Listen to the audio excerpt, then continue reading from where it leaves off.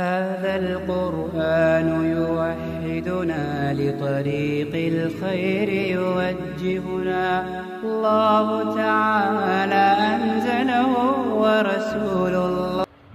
بسم الله الرحمن الرحيم. أرأيت الذي يكذب بالدين فذلك الذي يدعو اليتيم ولا يحض على طعام المسكين فويل للمصلين الذين هم عن صلاتهم ساهون الذين هم يراءون ويمنعون الماعون. کیا تو نے اس شخص کو دیکھا ہے جو دین کو جھٹلاتا ہے؟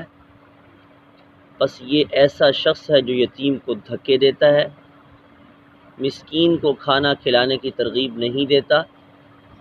بس ہلاکت ہے ان نمازیوں کے لیے جو اپنی نمازوں سے غافل ہیں، وہ جو ریاکاری کرتے ہیں اور کسی کو برتنے کی چیز بھی نہیں دیتے.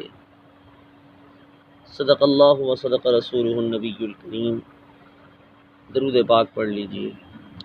اللہم صلی علی محمد وعلی آل محمد کما صلیت علی ابراہیم وعلی آل ابراہیم انک حمید مجید.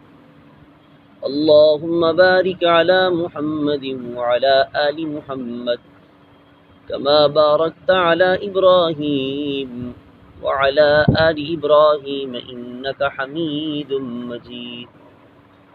اس سورت کا نام سورۃ الماعون ہے. آخری آیت میں موجود ہے یہ لفظ. یہ سورت مکی زندگی کے اندر نازل ہوئی ہے. بعض مفسرین کی رائے یہ ہے کہ اس کا نصف حصہ مکی زندگی میں اور نصف حصہ مدنی زندگی میں نازل ہوا ہے. اس سورت کی 7 آیات ہیں، 25 الفاظ ہیں اور 125 حروف ہیں.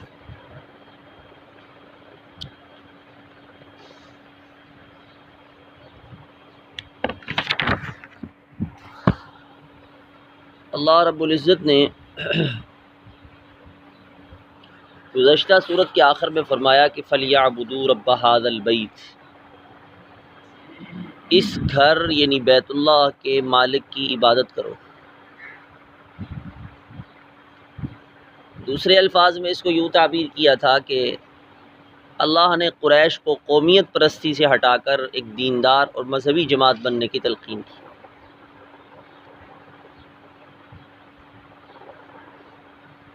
اور آج کی آیات میں اللہ رب العزت نے جھوٹی مذہبیت کی تردید کی ہے. فرمایا ارأیت الذی یکذب بالدین، کیا تو نے اس شخص کو دیکھا نہیں جو دین کو جھٹلاتا ہے؟ دین سے مراد ملت بھی ہو سکتی ہے. ملت کو جھٹلانے والا دائرہ اسلام سے خارج ہوتا ہے، اور دین سے مراد یوم الدین یعنی جزا کے دن کا مالک. دین کا معنی یوم حساب بھی ہے کہ اس شخص کا قیامت پر یقین نہیں ہے، اعمال کے اوپر بدلہ ملنے کا اعتقاد نہیں ہے. نوع انسانی میں اللہ کا نام لینے والوں کی ہر دور میں غالب اکثریت رہی ہے. ایک تھوڑی تعداد دہریوں کی ایسی ہے جو خدا کی ہستی کا منکر ہے. آج بھی کتنی دنیا ہے ان میں اللہ کے نام لینے والے، تاہم ایک دیندار اور دنیا دار میں فرق یہ ہے کہ دیندار آدمی قیامت پر یقین رکھتا ہے، نیکی کا کام کرتا ہے اور انسانیت کے ساتھ ہمدردی کرتا ہے، برخلاف اس کے کہ دنیا دار سنگ دل ہوتا ہے، ہمدردی سے محروم ہوتا ہے. انسانی ہمدردی سے محروم انسان کی دوسری صفت یہ بیان فرمائی کہ فَذَلِكَ الَّذِي يَدُعُّ الْيَتِيمَ، یہ ایسا بدبخت شخص ہے جو قیامت کا انکار کرتا ہے اور دوسرا یتیم کو دھکے دیتا ہے، یتیم کو دھکے دیتا ہے۔ شاہ عبدالعزیز محدث دہلوی رحمۃ اللہ علیہ فرماتے ہیں کوئی آدمی قریب المرگ ہوتا، مرنے کے قریب ہوتا، تو ابو جہل اس کے سرہانے جا بیٹھتا اور کہتا مجھے اپنی اولاد کا متولی بنا دو، میں اس کی پوری حفاظت کروں گا۔ بسا اوقات لوگ اسے سردار سمجھتے ہوئے اعتماد کر جاتے کہ یتیموں کی مال کی حفاظت کرے گا، لیکن جب وہ مال پہ قبضہ کر لیتا تو یتیم کو دھکے دے کے نکال دیتا۔ وہ بیچارے گلیوں میں مارے مارے پھرتے، ان سے کوئی پوچھنے والے نہ ہوتا، کیونکہ وہ طاقتور ہے، سردار ہے۔ حدیث میں آتا ہے کہ یتیم حضور پاک کی خدمت میں حاضر ہوا، عرض کیا حضور ابو جہل میرے ساتھ ایسا ایسا سلوک کیا، اس نے مجھ پہ ظلم کیا ہے۔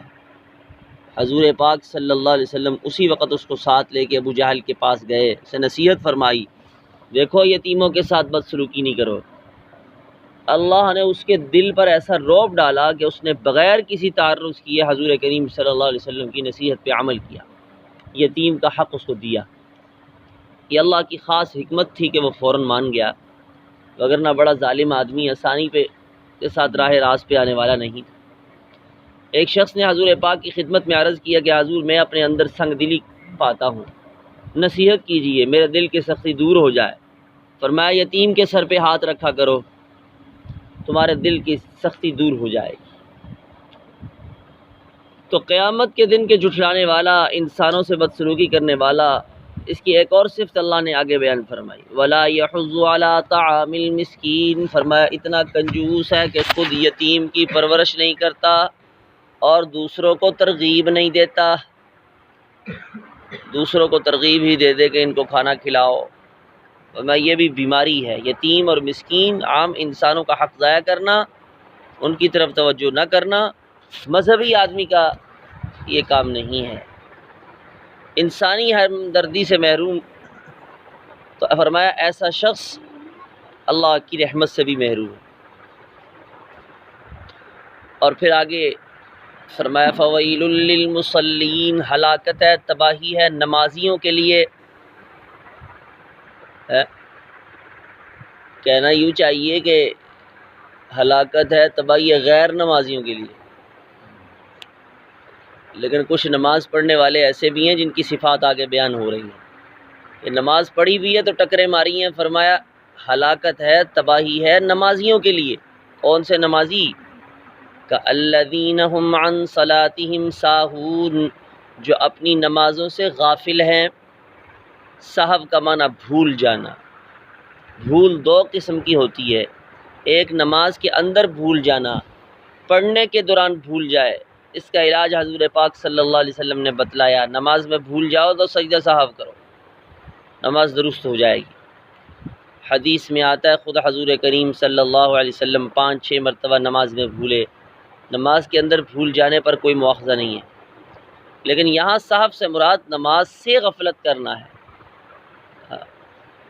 کہ ایسا شخص نماز پڑھتا ہی نہیں ہے، غفلت میں پڑا ہوا ہے، چاروں نچار پڑھتا بھی ہے تو منافقین کی نماز، بیٹھا رہتا ہے، وقت ہو گیا کسی شغل میں مصروف ہو گیا، جب وقت بالکل تنگ ہو جاتا ہے تو اٹھ کے مرغے کی طرح 2-4 ٹھونگے مار لیتا ہے۔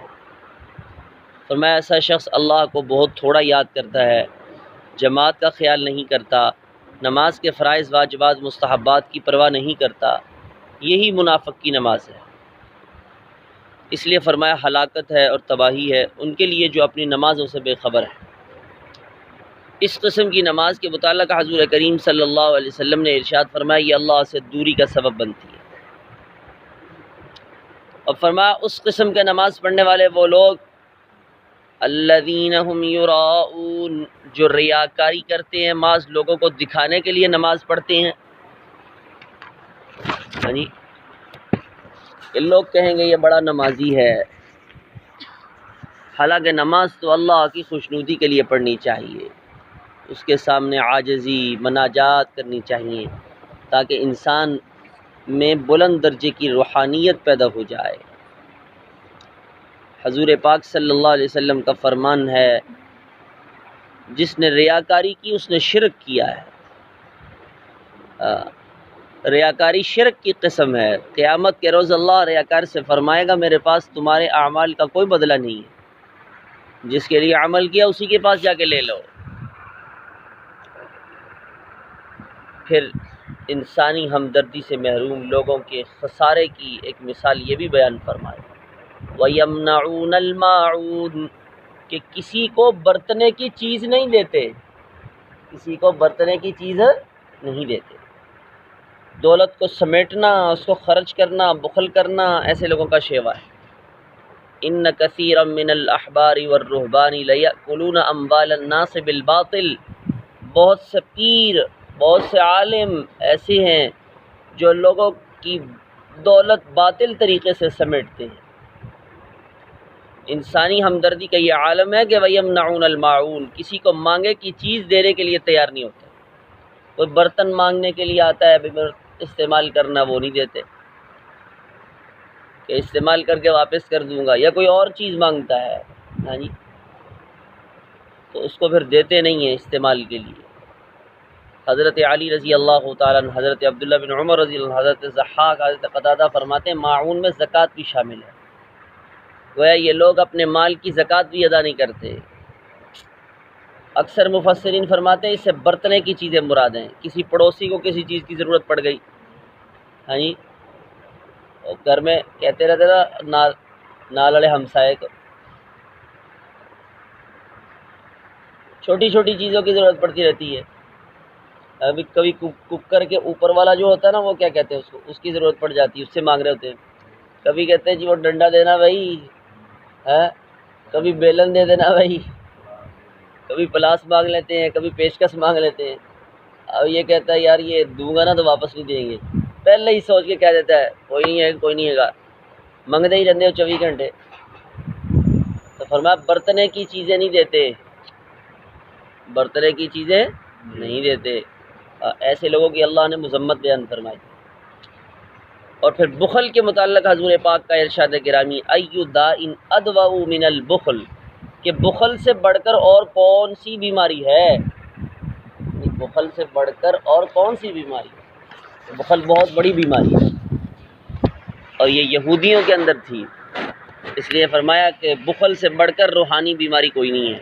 بخل، ریاکاری اور غرباء اور مساکین سے عدم توجہی ہے، اور دین کا جھٹلانا۔